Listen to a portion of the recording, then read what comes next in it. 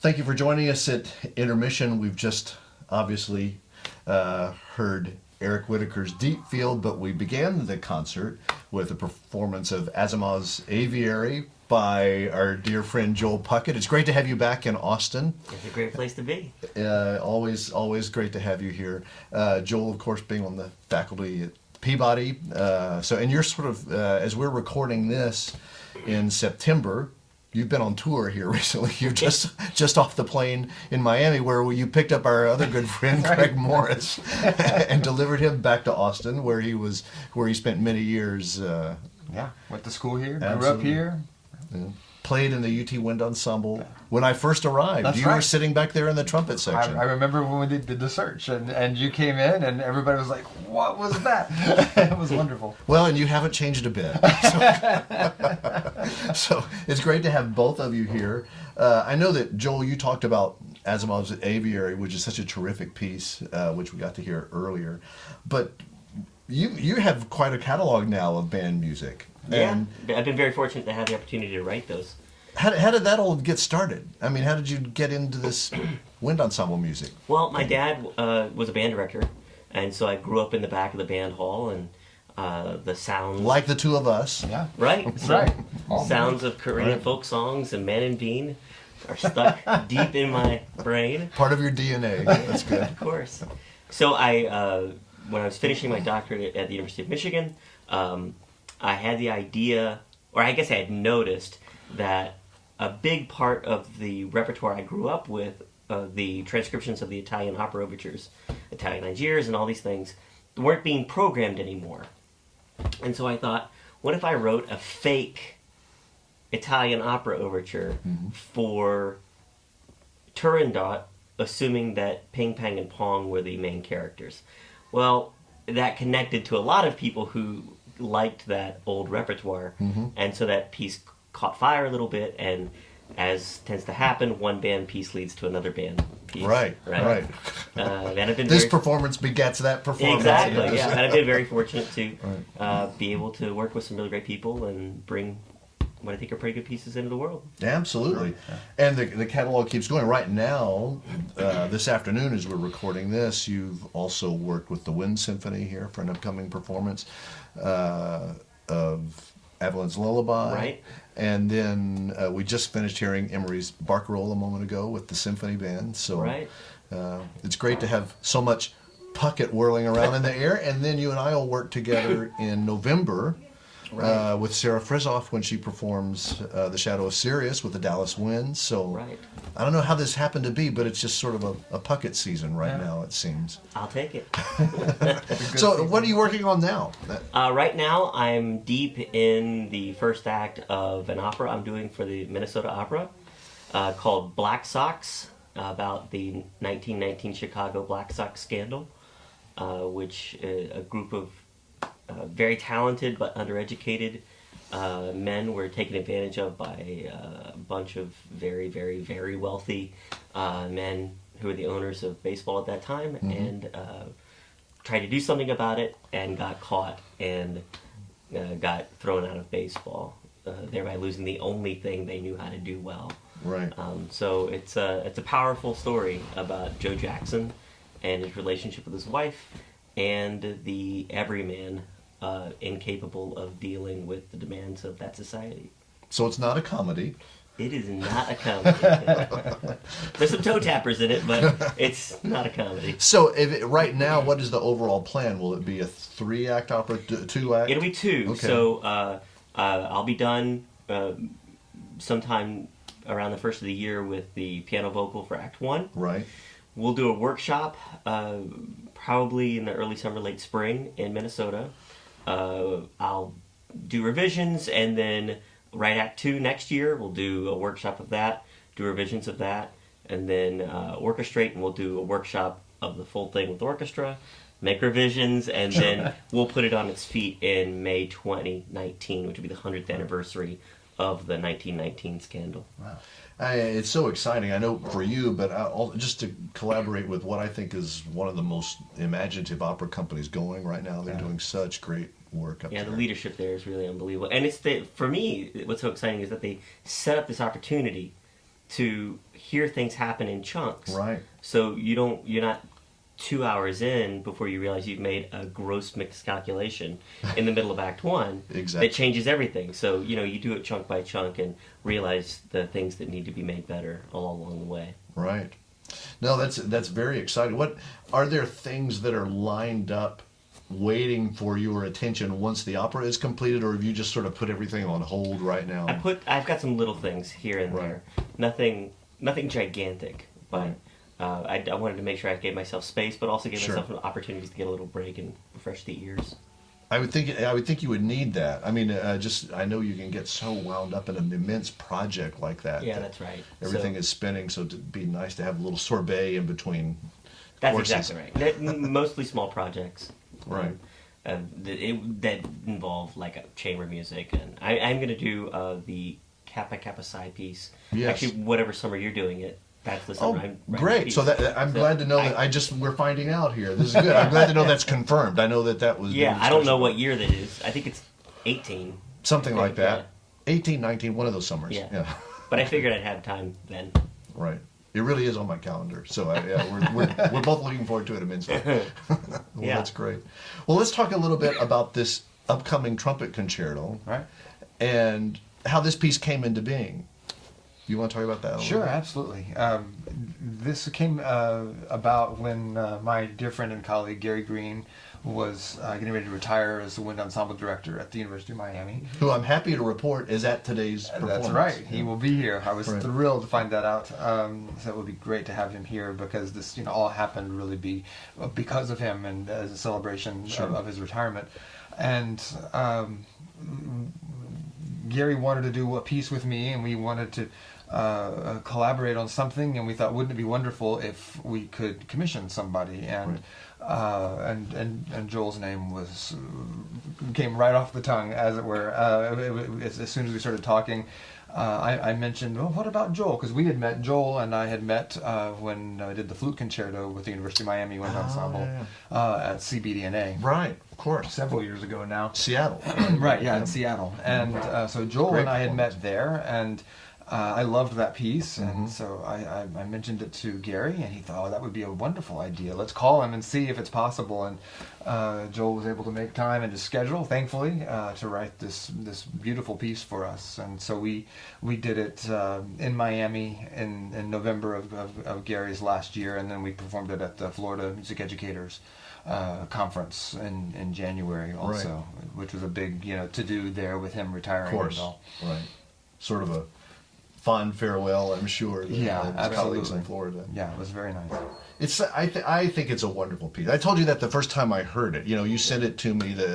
Joel sent a copy of the score, and I think maybe before, or maybe there was a recording also. Maybe it was after the first performance. But just in looking at it, I thought, this is a piece I've got to do sometime because there's so many appealing things about the piece. But one of them is that it create this really unique, wonderful sound world because of the use of the multiphonics, but also combined with very conventional playing, but also these wonderful percussion colors and interjection and real dialogue between the ensemble and the soloist. So Yeah.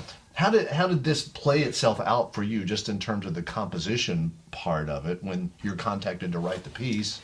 Yeah, so we were going through a bit of a family thing when this was going on, so I was thinking a lot about renewal and how you can go on a life journey, and as you in one phase of life, there's a choice. You can try to move forward into something new, or you can give up on life, right?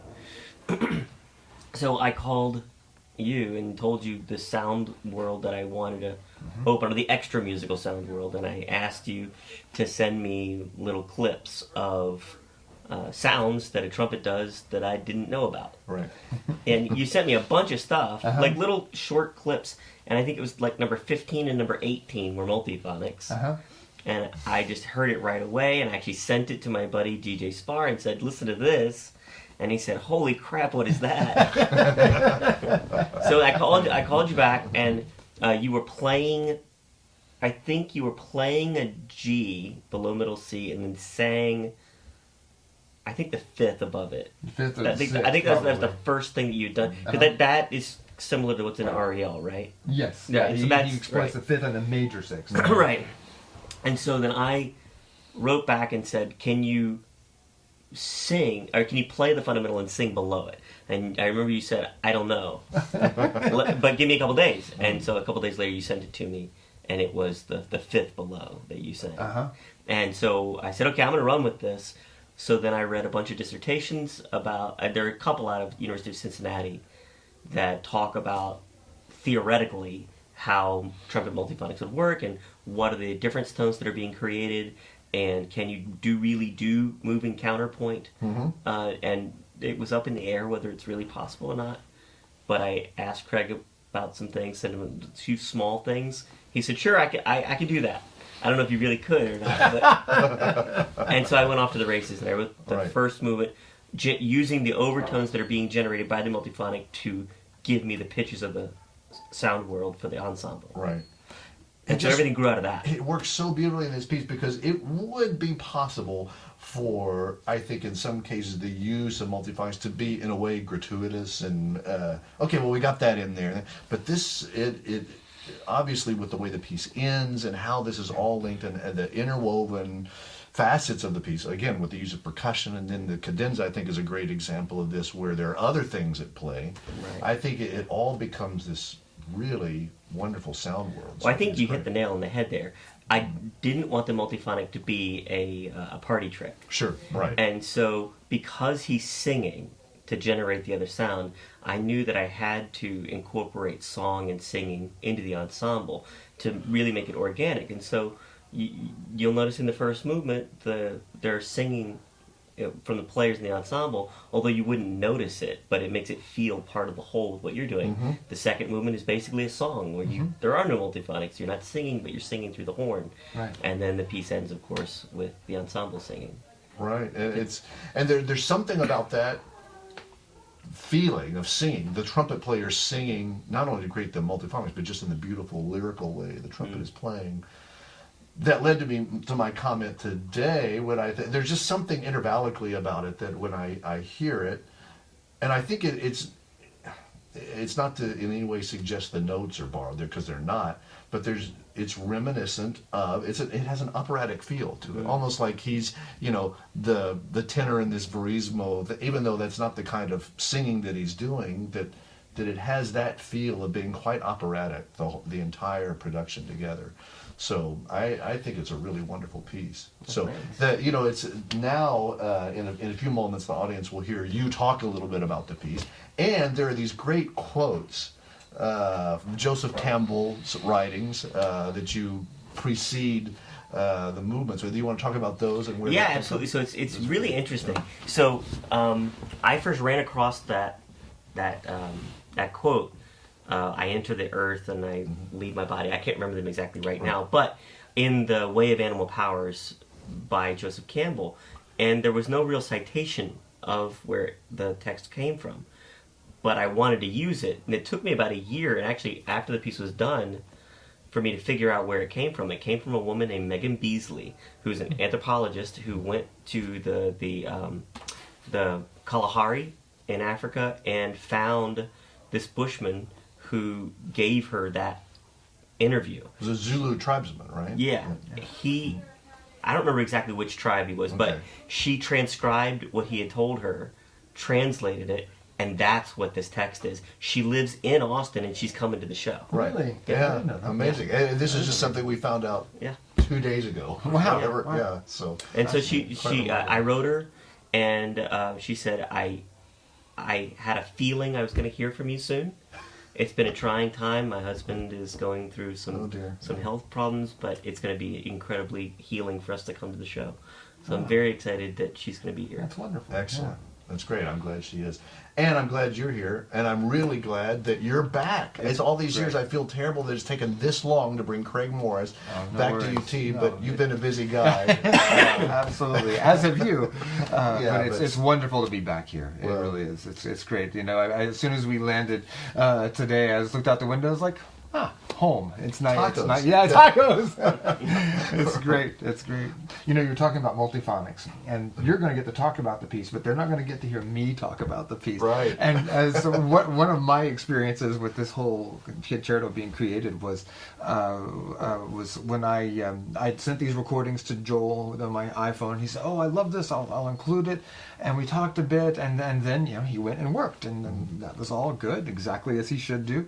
And we got to within, I don't know, 6 weeks of the performance or something, and I wrote, it's like, is there anything that you have that I can start looking at? Because I know multiphonics are going to be in. I'm working on them. I don't know what really is going to be in the piece. And I was like, I don't know if you have any more, if the more difficult bits worked out or anything. And he wrote me back and he said, well, if you mean more difficult bits, maybe this. And he sent me the first movement. And, Yeah, that's what I mean. yes, that would be it. And I had, when we first talked about it, I thought the multiphonics would be a great thing to include. And I'm so happy that you've included it the way you have. I wouldn't change it at all. But at the time, I thought it would have sort of I didn't want it to be a casual appearance, Right. But I thought it would have like an interesting soundscape, and tucked away in the second movement or something, with a couple of chords, and I get this music with all of the counterpoint and things I'd never even tried on multiphonics, and I think my students all got to watch me go live under a rock for the whole period leading up into the premieres. Like, don't bother him, don't. Yeah, right. He's working on something. We don't know what it is, but he's working on something. It's something. He's building something in there. Yeah. Well, I can only imagine, because it's, it is uncharted territory to move that way and to have the counterpoint working between the two, the vocal line and the pitch. It's really quite skillfully done. So, whether you realized you were, because it's an experiment at the time, Right. but it really is, it works. Well, like I said, I'd done a lot of research into what would be possible, and checked out the pieces that had been written, and no one had done it. Right, But it should have been possible right, if it was done in a lyrical way, where there's always about the singing line, right. and I got lucky. It's one of those pieces that, in a way, does what a great concerto is supposed to do. That when it first appears, people think, well, there's only one person who can play that, or that's just nobody can play that, or throw their hands up in the air, and then 15 years later, college students are playing it on their senior recital. Yeah. So because it just becomes part of the repertoire and it pushes the envelope, which it successfully has. So I'm anxious for the audience to not only hear the piece, but to hear Craig's beautiful performance of it. Unbelievable. He just plays the whammy out of it. So it's so great to have both of you here. So Great to be thank here. you guys for being with Thank us. you. So Thank you always a very much. pleasure. Absolutely. Thank you. Back to the concert.